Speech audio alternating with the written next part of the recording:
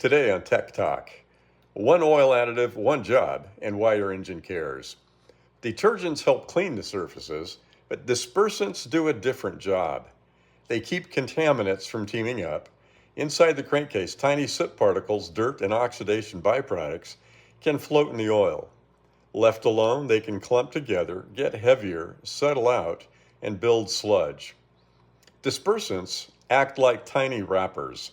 They surround the small particles and help keep them separated, suspended, and moving with the oil until the next oil change.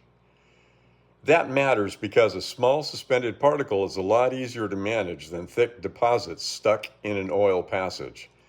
So remember, detergents clean surfaces, dispersants keep the contaminants apart. Oil is just not oil, it's a chemistry package working under pressure.